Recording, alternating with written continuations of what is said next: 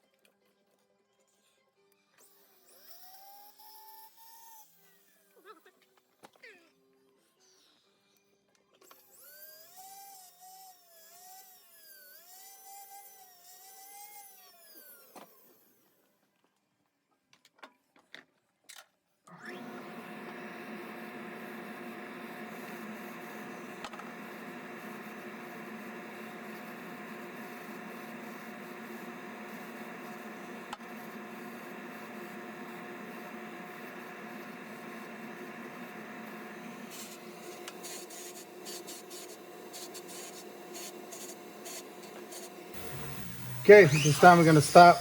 I'm going to do 2 at a time. You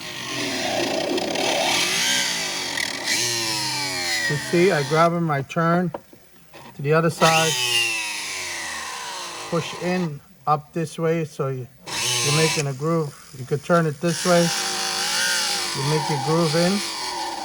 Okay, turn, make your groove. Now you could turn it inside as you do it. Okay.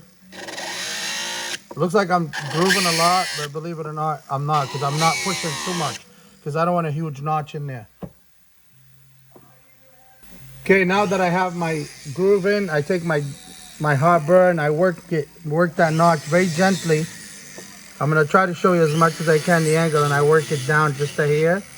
And I tilt my burr up, so this one gives me a nice notch.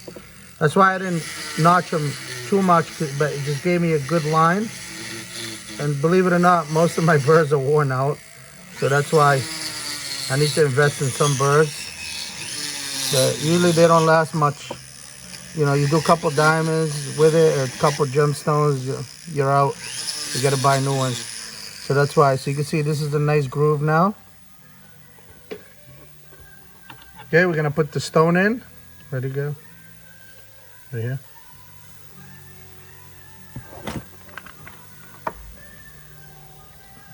Okay, the stone fits right in. We're gonna fold it over. Make sure you hold it with your thumb, because you don't want to bend the whole thing. It slips on you, so it gives you some here. Go over. Make sure this stays straight. What I do is, see how it's turning inside the setting? I always make sure I don't over push on one side, so that way when it turns evenly, okay? So this one here, I have the GRS, but I'm used to this old-fashioned $5 handle, because I'm doing this for a reason being is because a lot of people can't afford the GRS and all these fancy tools. I've been using this for hundreds of years. My whole family been using this, so it's a $5 handle. It's perfect, good enough for me. So the stone is in. You can see it's perfectly straight. Now all I gotta do, I'm gonna bend it down just to here. Okay.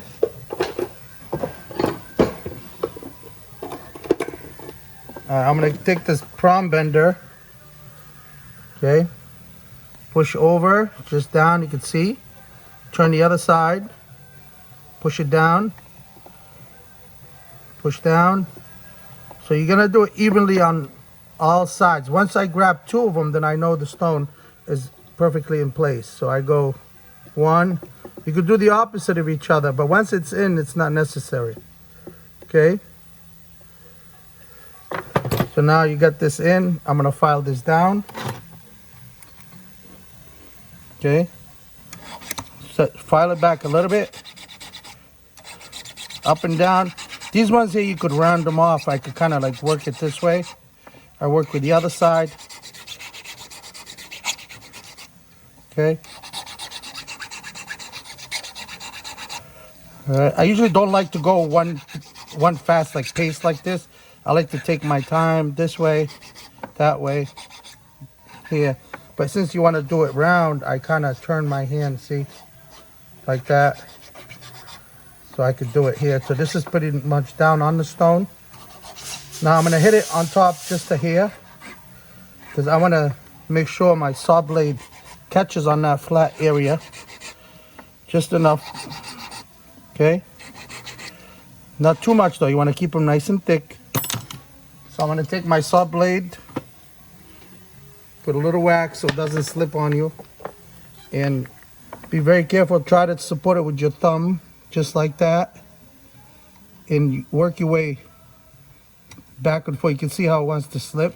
I kind of like start it just very gentle, go down, don't go crazy, and turn into the diamond, back to the diamond, so you can make that groove. Very gentle. Pretty much you're giving it a look. I mean, you could go all the way down to the actual table, or to the upper girdle facets here. I go here, down, right in the center. Use the thinnest saw blade you got. Okay. So it gives, you see, that's why the reason I flatten the top, so that way the blade has a place to sit, the saw blade. Okay, you can see now I'm gonna go hold it, because if I leave it pointy, it's gonna slip off. Okay, so work it just like that. Okay, you can see them there, they're starting to shape up. Now I could be a little bit more aggressive. I could go down until it hits the table, but you don't want this saw blade. I mean, they break easy anyway. Who cares if they break, if they wear down when it touches the stone, right? So I go all the way down. Take your time, don't rush on this one. So you have a nice look. So they look perfectly even as well. Okay.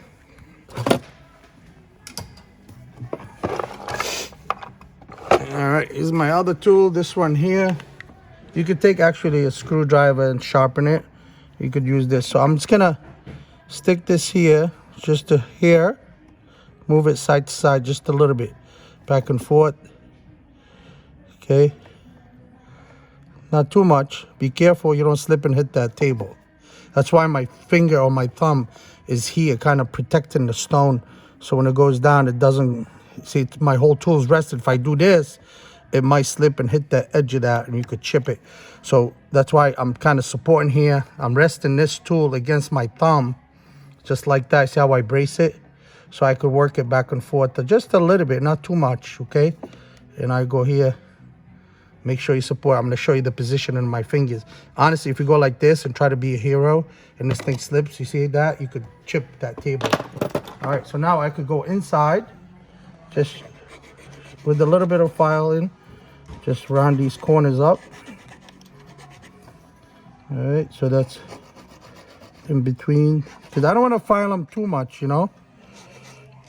And no one says now after this, you can't take a thicker saw blade and cut right through this, okay? And you could actually cup them if you like, but take a look.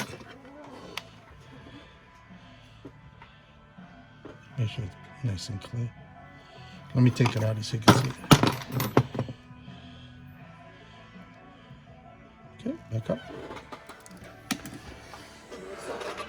All right, guys, I hope you enjoyed this. If you have any questions, all we gotta do is just light polish. You could use a thicker saw blade to open it up even more, but I'm happy with that. Thank you for watching. Stay tuned. I'm gonna make you more videos. Talk to you soon.